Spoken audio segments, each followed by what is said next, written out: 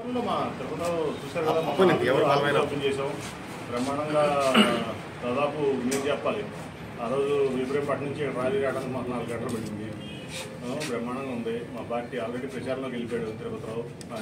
అన్ని కార్యక్రమాలు బ్రహ్మాండంగా చేసుకుంటున్నారు. ఇవాళ దాదాపు ముఖ్యమంత్రి జగన్మోహన్ రెడ్డి గారు చేసినటువంటి అభివృద్ధి చూస్తే సంక్షేమే కాదు, అభివృద్ధి కూడా బ్రహ్మాండమైన అభివృద్ధి కనపడుతుంది. నాకు 20 రోజుల్లో దాదాపు ఒక 150 పైన సచివాలయాలు కానీ, ఆర్బీకేలు కానీ, అట్లాగే మన హెల్త్ క్లినిక్లు కానీ అనేకం ఓపెన్ చేసినాం. ఇప్పుడు మార్కెట్ మన రైతు బజార్లో కట్టినటువంటి బజార్ని కూడా ఓపెన్ చేస్తున్నాం ఇప్పుడు మనం మైవాడలో.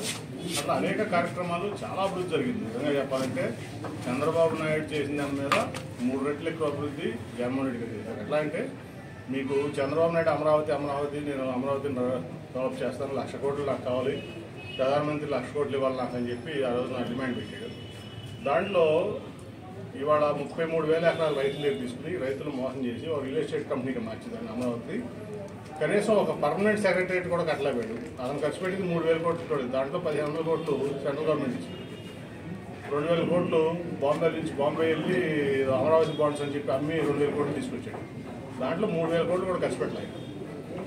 అటువంటి పరిస్థితుల్లో ఒక టెంపరీ సెక్రటరేట్, ఒక టెంపరీ హైకోర్టు, ఒక టెంపరీ అసెంబ్లీ కౌన్సిల్ పెట్టాడు తప్ప అంతా గ్రాఫిక్స్ చూపించాడు. ఇవాళ దాదాపు ఏదైతే ఈ గ్రామాల్లోకి ప్రజల వద్ద పాలన తీసుకొచ్చాడో ముఖ్యమంత్రి జగన్మోహన్ రెడ్డి గారు, దాంట్లో మీరు చూస్తే ఈ సచివాలయ బిల్డింగ్లకు కానీ, ఆర్బీకే బిల్డింగ్కి కానీ, అలాగే మనం తీసుకుంటే ఇప్పుడు మన హెల్త్ క్లినిక్ కానీ 30,000 కోట్ల రూపాయలు క్యాపిటల్ ఎక్స్పెండిచర్ అయింది. నువ్వు 3,000 కోట్లు నువ్వు డ్రీమ్ ప్రాజెక్ట్ అమరావతి మీద పెట్టలేవు. అటువంటి 30,000 కోట్ల రూపాయలు గ్రామాల్లో సచివాలయం కోసం, గ్రామాభివృద్ధి కోసం జగన్మోహన్ రెడ్డి గారు ఖర్చు పెట్టారు.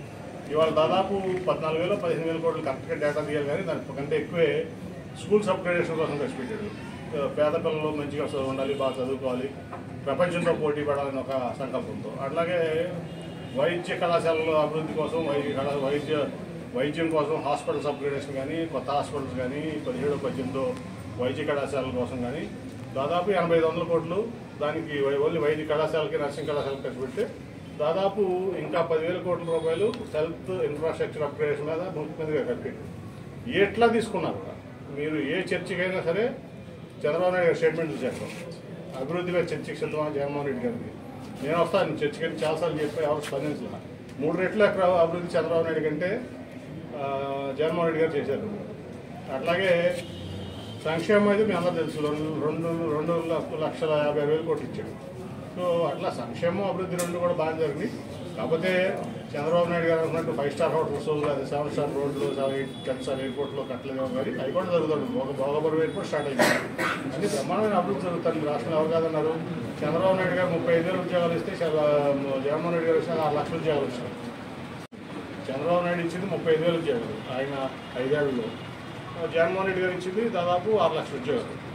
ఏ పారామీటర్ చూసుకున్నా అన్ని రకాలుగా చంద్రబాబు నాయుడు కంటే ఈ రాష్ట్రాన్ని అభివృద్ధిలో కానీ, సంక్షేమంలో కానీ, ఉద్యోగాల కల్పనలో కానీ, పిల్లల భవిష్యత్తులో కానీ, ప్రజల సంతోషం సుఖంలో కానీ, ఆ పారామీటర్లో చూసినా, హ్యాపీనెస్ ఇండెక్స్ చూసినా జగన్మోహన్ రెడ్డి గారు బ్రహ్మాండంగా చేశారు. దానికి ఏ చర్చ కానీ నేను సిద్ధం.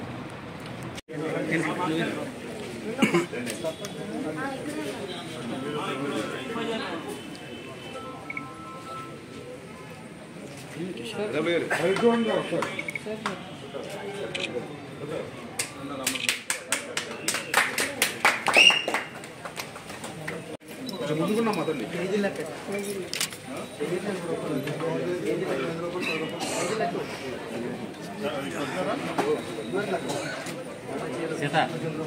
ముందుకున్నామ్మా